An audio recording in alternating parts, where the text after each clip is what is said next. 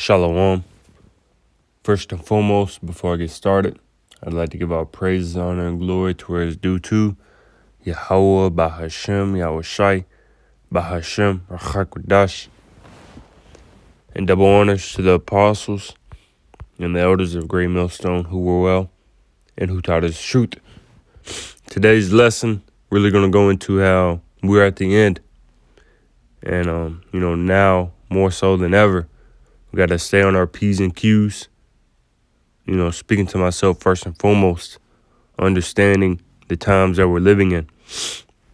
Because as it says, 1 Peter 4:7, but the end of all things is at hand. Be ye therefore sober and watch unto prayer. So in the NLT it says, the end of the world is coming soon.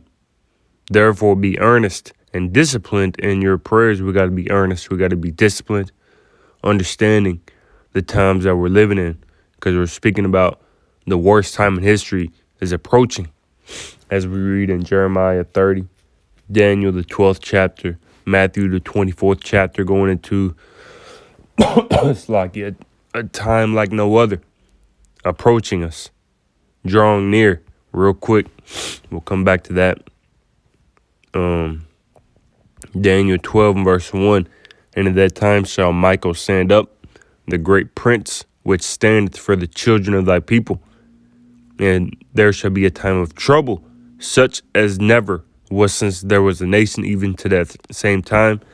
And at that time thy people shall be delivered, everyone that shall be found written in the book. So we're speaking about a time like no other approaching, a time worse than anything since the beginning. Because as it says in the NLT, at that time, Michael, the archangel, who stands guard over your nation, will arise. Then there will be a time of anguish greater than any since nations first came into existence. So from the very beginning, there's never been such a time of anguish, a time of distress, a time of trouble that we're about to see. That's why it is saying, the scriptures say for us to watch, to be sober, to be vigilant, to be diligent in everything that we do when it comes to serving the Lord Yahweh Shai. Because we're entering into scary times, scary hours, man. But it says, but the end of all things is at hand. Be ye therefore sober and watching the prayer. And then it says, therefore be earnest and disciplined in your prayers. We got to be, sober-minded. Let's see what that word sober goes into. Because it's not speaking about, literally. Which, of course, you got to, be, how do you say it? You need to watch how you can't be a drunkard. But at the same time, as it says, G4993, to be of a sound mind, to be in one's right mind, to exercise self-control. So, yeah, you need to be moderate. You need to be, don't overindulge. And etc., man. It also says to curbs one's passions. So anything that your flesh wants to do, you got to curb that, man. You got to let that go, understanding the times that we're in. It says restraint, restriction, control, limitations, limit, suppress, hold back. So everything that we may want to do in this society, we gotta hold it back. We got to curb it. We got to restrain it. Because now is not the time for that, man. To be of a sound mind. When you go into the root word, where is it at? The root word, which is G4998. It says of a sound mind, sane in one's senses, curbing one's desires and impulses, self-controlled, temperate. It's like it. So you gotta curb your desires, man, your impulses, understanding the times that we're living in, the worst time in history, man. You gotta be temperate. It's like you coming down from a sickness. So, because it said what temperate, right? So this is 1 Corinthians 9 and verse 24. Know ye not that they which run in the race run all, but one receiveth the prize. So run that ye may obtain. We are at the end, so we got to run harder now, more so than ever, so that we can obtain that prize. It says, and every man that striveth for the mastery is temperate in all things. Now they do it to obtain a corruptible, but we an incorruptible. When you get that word temperate now, it says mild, self-restrained, self-controlled, controlled, disciplined, balanced, level-headed. Right here it says sober-minded. So we got to be sober-minded, man. And that's what the scripture is saying to do. To be sober-minded, to be patient, to be disciplined. Because we're not doing this for a corruptible crown. We're not doing this for a prize that is going to fade away. We're not doing this for a prize that is just going to rust and decay. We're doing this for an eternal crown, an incorruptible crown, for a prize that will last forever, the kingdom of heaven. This is why we do this. The end is at hand, man. There's no reason for us to look for anything in this society, speaking to myself first and foremost, because, as it says, we are entering into, perilous times. Was that, not, I think it's 1 Timothy, actually.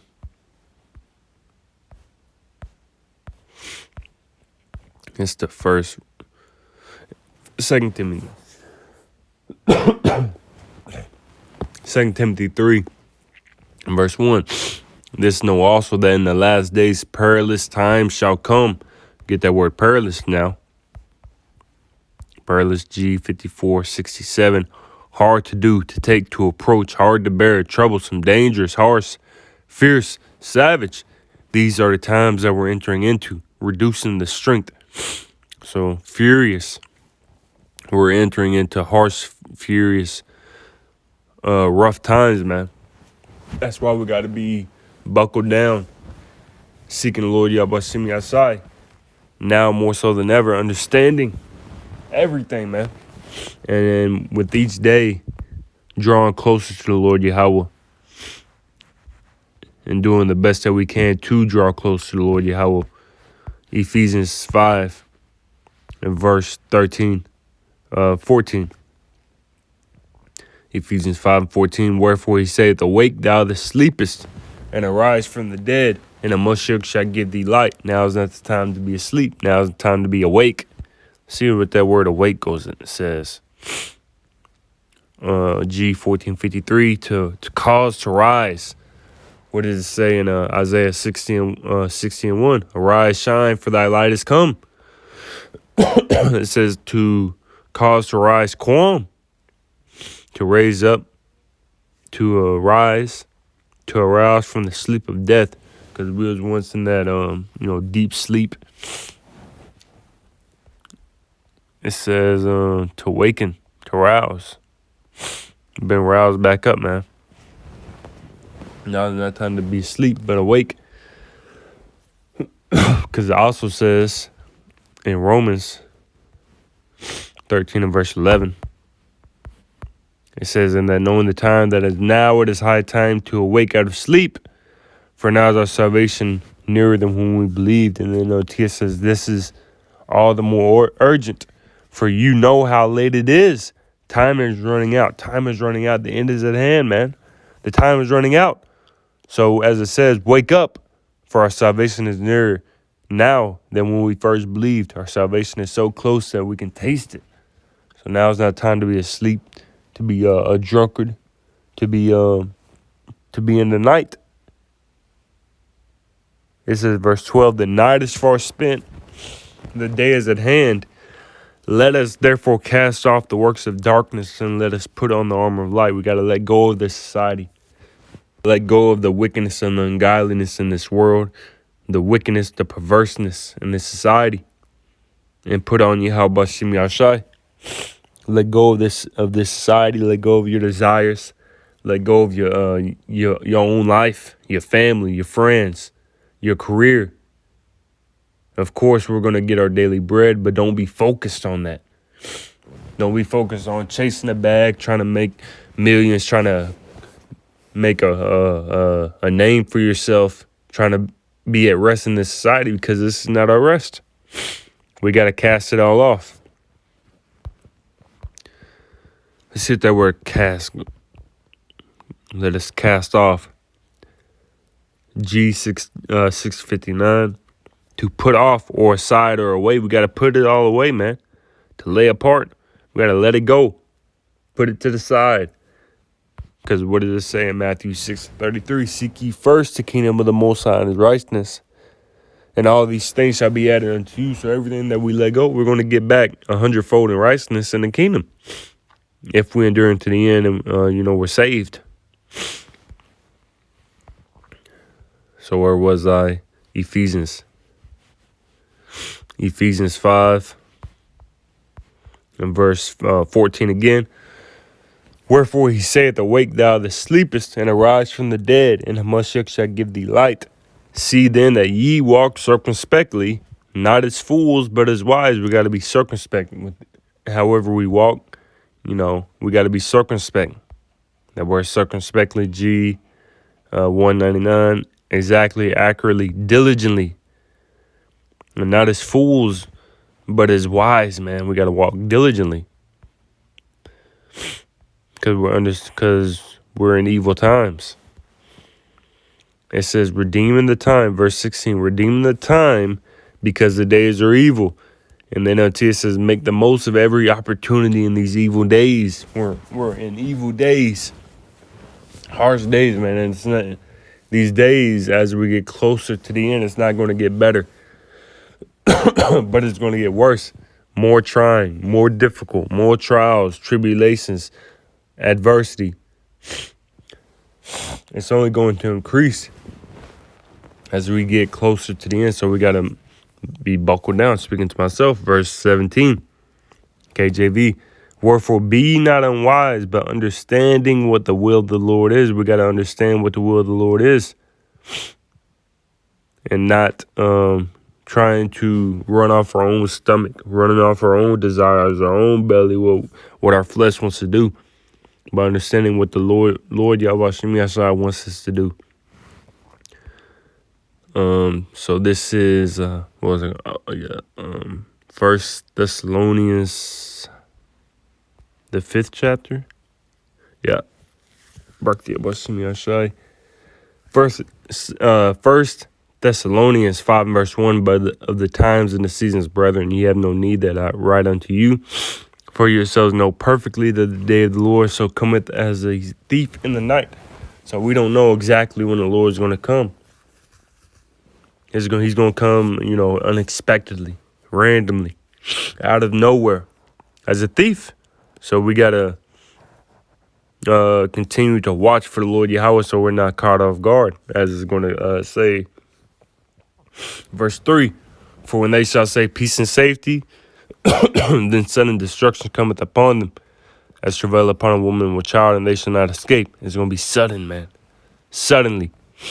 Verse 4, but ye, brethren, are not in darkness, that day should overtake you as a thief. We're not part of the darkness, but we're part of the day, Lord willing. I'm part of the elect. We're part of the elect.